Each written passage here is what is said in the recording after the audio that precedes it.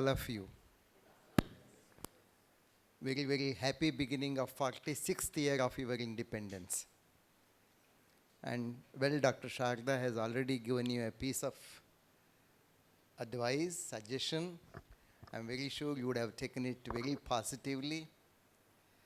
Well then, I always have the hope in you. The reason is because of my recent experience with one of your classmates. Dr. Sharda was so much worried that when one of your classmates was brought to me, presented before me, where is he? Where is he? He's independent today, is it? All right. When he was presented before me, I like the very first thing. In his first appearance, he just stole my attention. His face was so apologetic, and he just mentioned, "Sir, I am very sorry." And then when I started talking to him and talking to the other person with whom he had a tussle, I don't call it as a fight, it was a tussle, with whom he had a fight, both were apologetic. Both wanted to identify a friend in each other. In fact, I would have loved had that person invited that person also to your Independence Day today. I'm sure he would have definitely come had you invited him. Nevertheless, I was wondering whether Zimbabwe has its own standard time also here. So within India also there is Zimbabwe standard time, because the team which came to invite me mentioned that I have got to be here by sharp 2 p.m. and later they also added, however, Hauji sir will follow it up. All right. So 2 o'clock can become 3:15, I never knew. All right. Maybe. I remember only one small anecdote. My younger colleague forgot a responsibility that he had in the university on that day at sharp 2 o'clock. He forgot, he totally forgot. And then suddenly at 3:15, exactly like you, at 3:15, he remembered that I had a work. Do you know what he did do? The first thing he did was, he took his watch and put it back to 2 o'clock. And then he went as though nothing has happened. And when the director started little being, he was unhappy because he had to find a substitute to get that job done. And then when he was slightly showing his unpleasant mood, he said, "No, sir, I am on time." Right? Hope you are all on time today. All right, okay. Hope you are all on time today. Good. Zimbabwe, a bit west of India, and Malaysia, a bit east of India. Today, West and East are meeting in India, where Malaysia is going to be the observer of Zimbabweans' National Day, Zimbabweans' Independence Day. What a wonderful, coincidence, what a wonderful atmosphere. All that it tells is very simple. Globe is too small. After all, we are the people belonging to the globe. In fact, I strongly suggest, although your national leaders, although your great leaders, your parents would definitely tell you that one has got to have the national spirit. One has got to be very committed to the nation. More important is, just if you narrow down that you are only a person belonging to Zimbabwe, it is going to be fatal.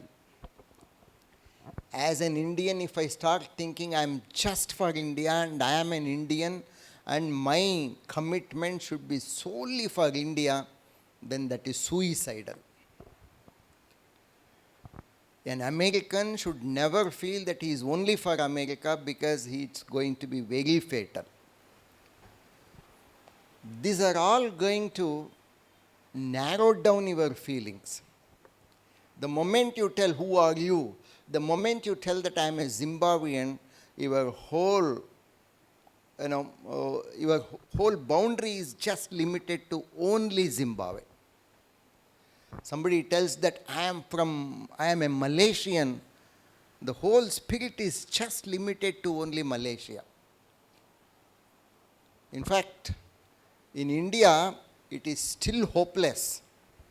The reason is, nobody would even identify that he is an Indian. He would tell that I am from Andhra, I am from Karnataka, I am from Punjab, I am from Kerala.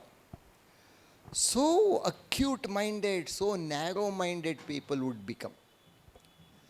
Do you know why your forefathers fought for independence?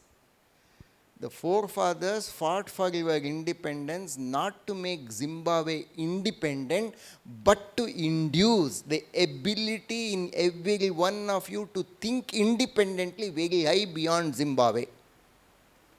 That is the most important thing. Forefathers in India, particularly Mahatma Gandhiji, and of course, the people earlier to Mahatma Gandhiji laid the foundation, and then Mahatma Gandhi did the way. One, for us to unify all of us together into India, and in the process the unification also failed.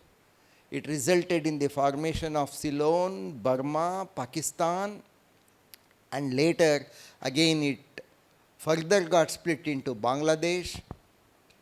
So the unification spirit was lost, but the unification spirit inducted by Mahatma Gandhiji goes beyond, and every younger generation today in India not only shall think of India, but he wants to think of beyond India.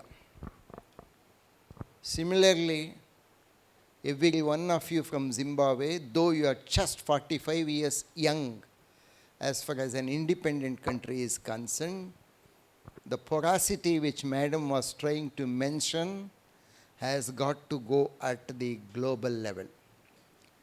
Unless you try to see the entire world, unless you try to become one in the part of the entire world, Zimbabwe will not grow.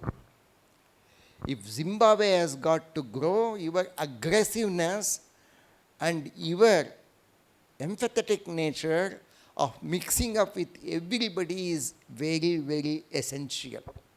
That has got to be practiced by every one of you. What does independence mean? Independence does not mean that you are free to do whatever you like to do. Independence, real meaning is in the word independence itself. You look at the word independence, you split it, it tells it is independence. We still depend. We still depend upon the entire world for our existence. We still depend upon the nature, we still depend upon the environment, we still depend upon the oceans, we still depend upon sky. Obviously, independence means independence for cooperative living. And if cooperative living has got to be understood, best is the occasion when you are away from Zimbabwe. in some international land for your education, and that is the place not only you would meet people from other countries, also you would meet people from the host country like India, and then you would definitely get into these cross-cultural ideas. Right? So that's a great occasion. That's a very great occasion, and that is why Zimbabwe government has thought of sending you for higher education.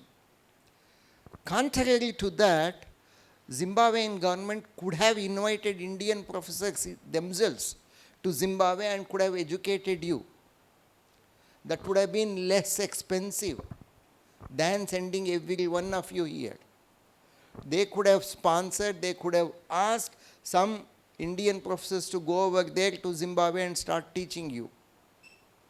But then they did not do it because they should learn, because they wanted you people to learn what is necessary for living for the entire globe.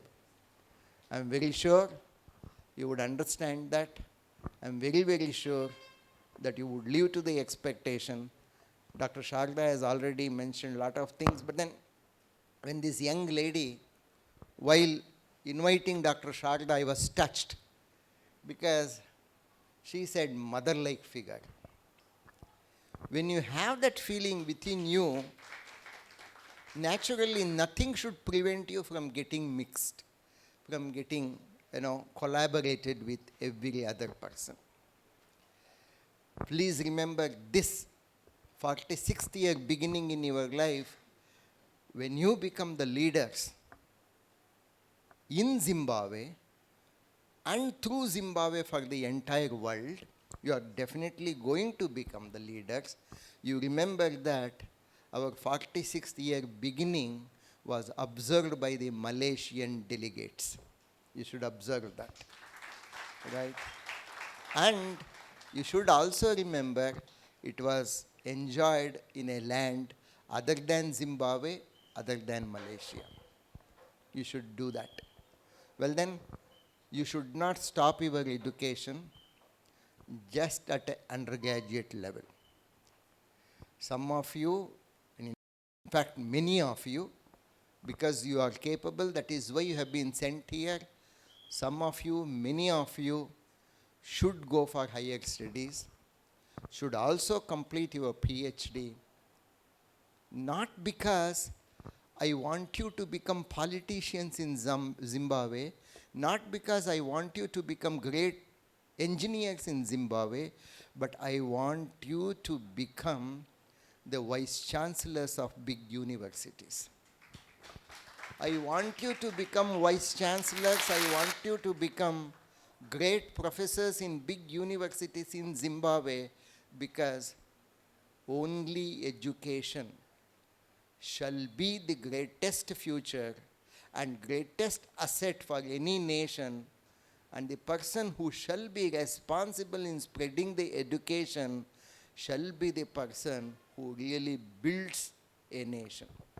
Therefore, just don't dream of becoming ordinary nation builders in terms of becoming politician, in terms of becoming a businessman, in terms of becoming an engineer, in terms of becoming a person for the day. But you should become a person for the next day, because the future has got to be created by every one of you. Therefore, your investment, your commitment into deepening your education to such a height that you shall become the torchbearer of next generation in educating them has got to be the greatest motto and greatest objective of every one of you. Thank you very much for such a patient listening, and happy Independence Day again.